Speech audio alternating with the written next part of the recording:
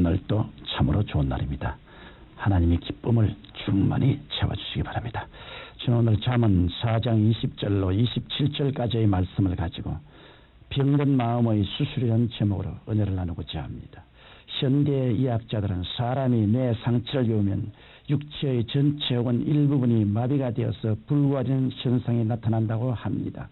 마찬가지로 사람의 마음에도 보이지 않는 병, 즉 잘못된 생각, 그릇된 사고, 부정적인 삶의 철학으로 말미암아 생활이 불구화된 자들이 많이 있는 것입니다.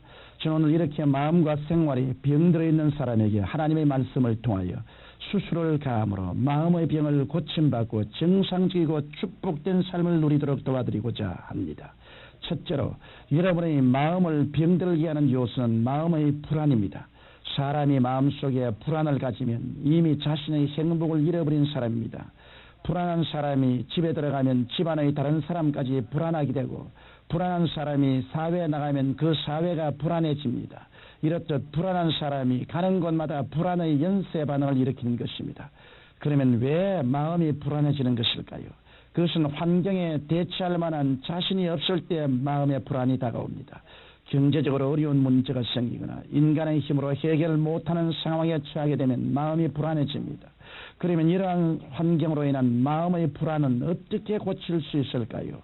환경으로 인해 다가오는 불안은 주님의 말씀을 믿을 때 극복할 수 있습니다. 하나님을 사랑하는 자, 곧 그 뜻대로 부르심을 입은 자들에게는 모든 것이 합력하여 선을 이루나니라. 이 하나님의 말씀은 저 하늘이 무너지고 이 땅이 꺼져도 변함이 없이 이루어질 말씀입니다. 그러므로 여러분께서 이런 하나님의 말씀 위에 믿음을 굳게 둘 때 환경적으로 어떤 일이 닥치더라도 마음속에 불안이 생기지 않는 것입니다. 다음으로 사람들은 죄를 지으면 마음이 불안해집니다. 죄를 지으면 하나님 앞에 나갈 자신이 없게 됩니다. 왜냐하면 죄는 사람과 하나님을 분리시키기 때문입니다. 에덴 동산에 살던 아담과 하와가 죄를 짓게 되자 하나님 앞에 설 수 없었습니다. 창세기 3장 10절에 보면 아담이 내가 동산에서 하나님의 소리를 듣고 내가 벗었으므로 두려워하여 숨었나이다라고 하였습니다. 누가 그에게 두려움을 주었습니까? 아담과 하와는 하나님께서 먹지 말라고 하신 금단의 열매를 따먹고 벌거벗었음을 알게 되었고 이로 인해 두려워 하나님 앞에 서지 못했던 것입니다. 오늘날 또 하나님께 범죄한 사람의 마음속에는 평안이 없는 법입니다. 앉아도 불안하고 서도 불안하다면 그 사람의 생애는 파멸뿐입니다. 그러면 죄로 인한 불안은 어떻게 해결할 수 있을까요? 죄로 인한 불안은 주님 앞에 나와 죄를 다 고백하면 죄가 아무리 주홍 같을지라도 눈과 같이 씌어져 불안이 가시어지는 것입니다.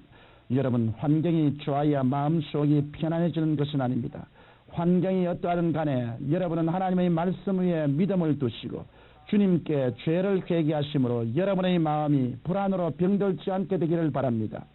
둘째로 여러분의 마음을 병들게 하는 요소는 분노입니다. 우리들은 가정에서나 밖에서도 너무 쉽게 분노하는데 이 분노가 우리의 마음을 병들게 하는 것입니다. 영국의 유명한 해부학자인 존 헌튼 씨가 분을 내는 사람은 자살하는 것과 마찬가지라고 말했는데 어느 날 의학회에서는 논문 발표를 가진 후 토론을 할 때 이견 차이로 존 헌튼 씨가 분노하여 그만 심장마비가 되어 자신의 말대로 그 자리에서 숨지고 말았습니다.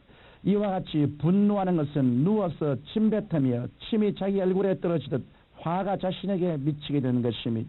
성경은 이 분노에 대하여 말하기를 분노는 인격을 비천하게 만들고 무지한 인간으로 만든다고 하였습니다. 잠언 14장 29절에 노하기를 더디하는 자는 크게 명철하여도 마음이 조급한 자는 어리석음을 나타내니라고 하였던 것입니다.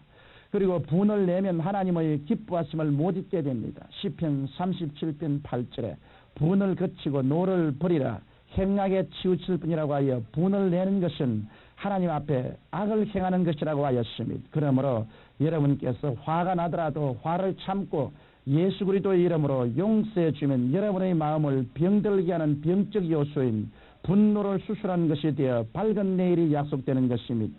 셋째로 여러분의 마음을 병들게 하는 요소는 자포자기입니다. 자포자기는 자신에게도 파국을 자초하며 타인도 파멸시킵니다. 제가 아는 한 가정의 남편은 동경제국대학 의대를 졸업하고 캘리포니아에 있는 모 의대의 교수로 있고 부인도 아주 인텔리였습니다. 그런데 이 부부가 사소한 이견 차이로 다툰 것이 두 사람 사이를 멀어지게 하였고 나중에 서로가 자포자기에 빠지고 말았습니다.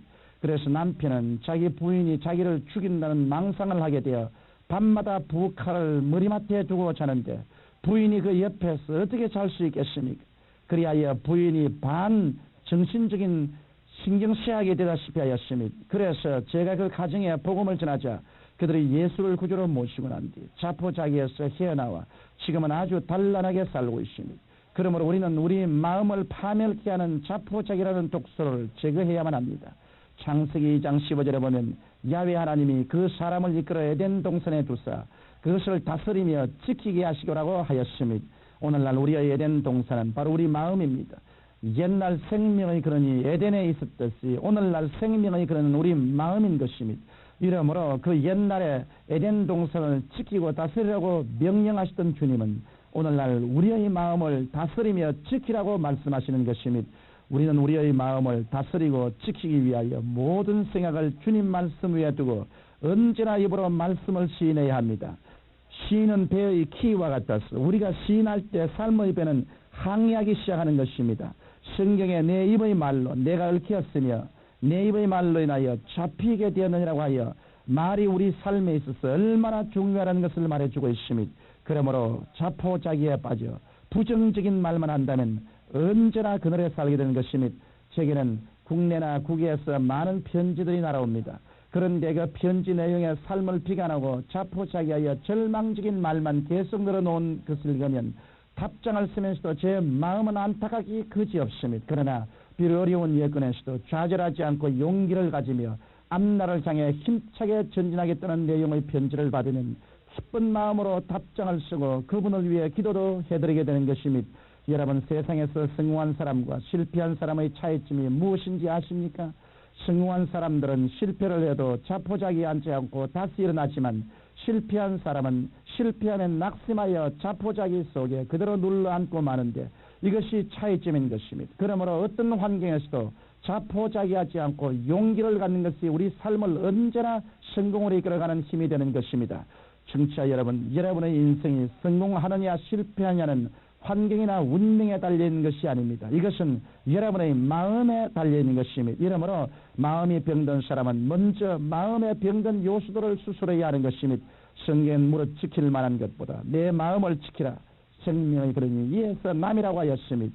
그러므로 여러분은 마음을 병들게 하는 요소인 불안, 분노, 자포자기를 하나님의 말씀과 성령님의 도우심으로 고쳐서 풍성하고 행복한 삶을 누리게 되시기를 주님의 이름으로 축원합니다. 만군의 야훼 우리 아버지 하나님, 모든 사람들이 마음을 살펴서 병든 마음을 고치고 수술하고 치료함 받게 하여 주옵소서. 예수님 이름으로 기도합니다. 아멘.